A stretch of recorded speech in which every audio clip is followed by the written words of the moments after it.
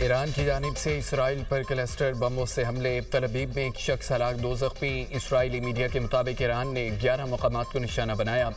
Rocket हमलों से मुतादिद इलाकों में इमारतों, सड़कों, गाड़ियों को शदीद नुकसान पहुंचा। कुवैत में अमरीका के 6 बहरी जहाज तबाह करने और कई फौजी मारने का दावा। ईरानी मीडिया के मुताबिक दुबई में साहिल और होटल पर हमले करके कई अमरीकियों को निशाना बनाया गया। सऊदी अरब के प्रिंस सुल्तान एयरबेस पर मिसाइल हमला, 12 अमरीकी फौजी जख्मी, 2 की हालत तशवीशनाक। कई अमरीकी रिफ्यूलिंग तैयारे भी मुतासर हुए। सऊदी वजारत दिफा का कहना है कि रियाद की तरफ फायर किए गए क्लस्टर मिसाइल को तबाह कर दिया गया।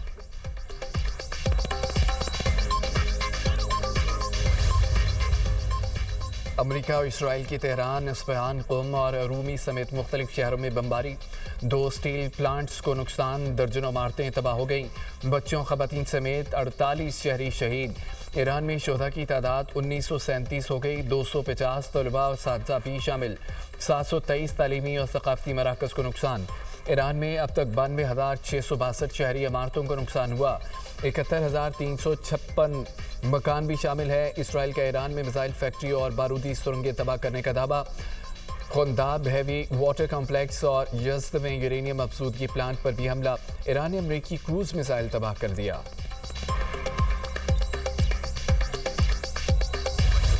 बाज़रान इनकलाब ने 3 बहरी जहाज़ों को वार्निंग देकर अपना हुर्मुज़ से वापस भेज दिया। ईरान की यकीनदारी के बावजूद 2 चीनी जहाज़ वापस लौट गए। बाज़रान इनकलाब का कहना है कि अपना हुर्मुज़ अमरीका, इसराइल और उनकी हामियों के लिए बंद है। अहम गुज़रगाह दुश्मन की बंदरगाहों से आने और जाने वालों के लिए बंद रहेगी। गुज़श्ता रोज़ अमरीकी सदर ने दावा किया था कि ईरान ने अपना हुर्मुज़ से 10 ऑयल टैंकर्स को खैर सगाली की अलामत के तौर पर गुजरने की इजाज़त दी। अमरीकी मीडिया के मुताबिक अपना हुर्मुज़ में ईरान अब तक कम अज़ कम 19 जहाज़ों पर हमले कर चुका है। 2000 के करीब जहाज़ खलीज में फंसे हुए हैं। आलमी शिपिंग कंपनियां खतरे के बाइस रास्ता इस्तेमाल नहीं कर रही।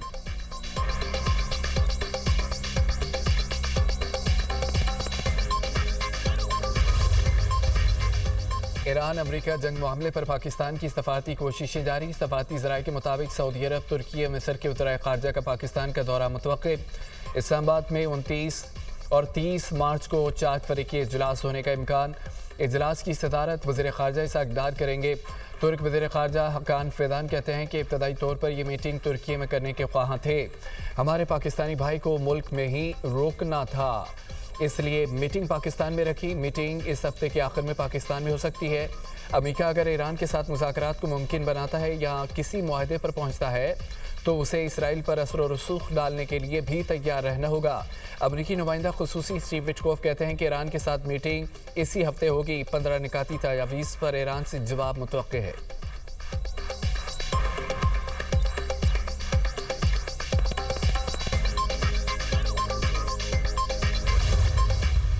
पाकिस्तान अमन के लिए सालसी की पुरखुलूस सफारती कोशिशें कर रहा है। वज़ीर-ए-आज़म शहबाज शरीफ का कौम से खिताब। कहा, कोशिश है दोस्त ममालिक तबाहकुन जंग से निजात पाएँ।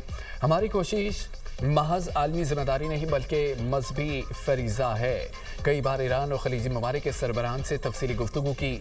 वज़ीर ख़ारजा इसाक डार भी काविशों में मसरूफ़ हैं। फील्ड मार्शल आसिम मुनीर का भी वफामती अमल की कामयाबी में कलीदी किरदार है। वज़ीर-ए-आज़म ने मज़ीद कहा कि हुकूमत पेट्रोलियम मसनूआत की कीमतों का बोझ खुद उठाएगी। पेट्रोल पर 95, डीजल पर 203 रुपये इजाफे का कहा गया। मैंने इजाफे की सिफारिश मुस्तरद कर दी। इस हफ्ते का 56 अरब रुपये का बोझ खुद उठाने का फैसला किया। 3 हफ्तों में 125 अरब रुपये का बोझ हुकूमत ने उठाया। आलमी मंडी के हिसाब से पेट्रोल की कीमत 544 रुपये फ़ी लीटर होती। हम पेट्रोल 322 रुपये फ़ी लीटर दे रहे हैं। डीजल की कीमत 790 रुपये होनी चाहिए थी। दुनिया भर में पेट्रोल की कीमतें दुगनी हो चुकी हैं। किफ़ायत शहरी अब मुश्तरका जिम्मेदारी बन गई है। हमने महंगाई का तूफान रोक रखा है।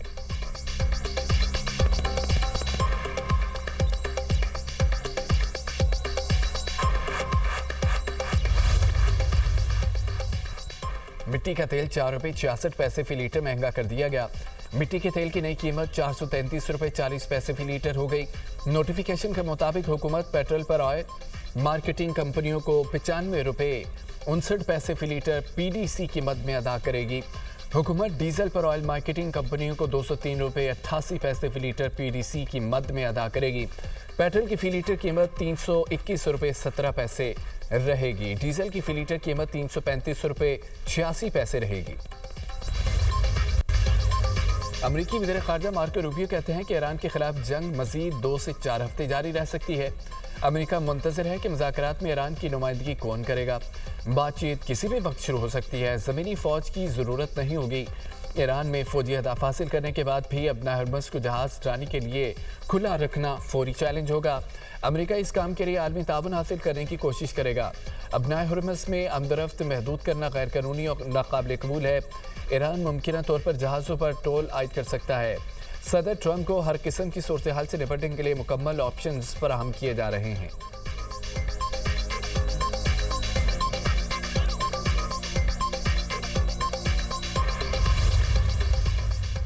जंग के खात्मे के लिए शराइत तय कर रहे हैं। सीनियर तर्जमान ईरानी फौज जनरल शिकारची का कहना है कि अमेरिका और सकुनी हुकूमत को खबरदार कर रहे हैं।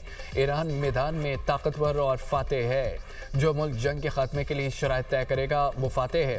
ईरान के दुश्मन हमारी फतह कबूल करने पर मजबूर हो जाएंगे। आपने मुसल्लह अफवाज और ईरान की अजीम कौम की ताकत को मैदान में देख लिया है।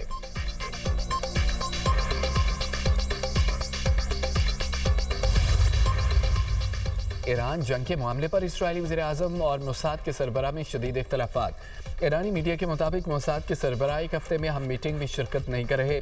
मोसाद के सरबराह पर ईरानी फ़ौज की सलाहियतों से मुतालिक गलत मालूमात देने का इल्ज़ाम है। इसराइली वज़ीर-ए-आज़म ईरान जंग की जिम्मेदारी मोसाद के सरबराह पर डाल रहे हैं।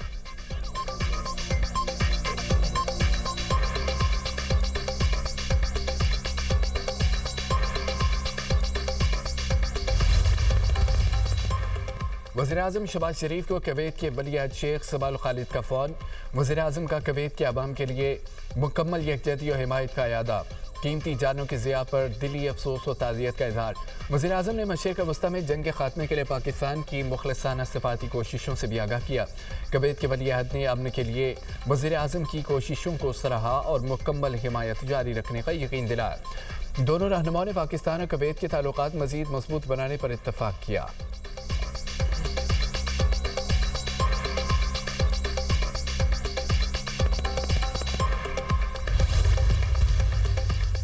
जहां अमरीकी होंगे वहां हमला होगा। ईरान की धमकी। ईरानी हुकाम का कहना है कि मशरिक़ वस्ता के होटल भी हदफ बन सकते हैं। अमरीकी फौजी शहरियों को इंसानी ढाल बना रहे हैं। शहरी अमरीकी फौजियों की रिहाइश गाहों के करीबी इलाके खाली कर दें। ईरान का खलीजी ममालिक में होटल मालिकान से अमरीकी फौजियों को कमरे न देने का मुतालबा। पासदाराने इनकलाब ने अमरीका और इसराइल से मुंसलिक सनती कंपनियों के मुलाजमीन को काम की जगह छोड़ने की हिदायत कर दी। कहा कि खित्ते में अमरीकी शेयर होल्डर सनती कंपनियों और इसराइल से मुंसलिक सनतों पर जवाबी हमले किए जा रहे हैं। स्पीकर ईरानी पार्लियामेंट मोहम्मद बाकिर कलिबाग का अमेरिका को करारा जवाब। कहा कि अमेरिका अपने फौजियों को अपने ही अड्डों पर महफूज नहीं रख सकता। खौफ के मारे अमेरिकी फौजी होटलों और पार्कों में रहने पर मजबूर है। अमेरिका हमारी ज़मीन पर कैसे अपने फौजियों की हिफाजत कर सकेगा।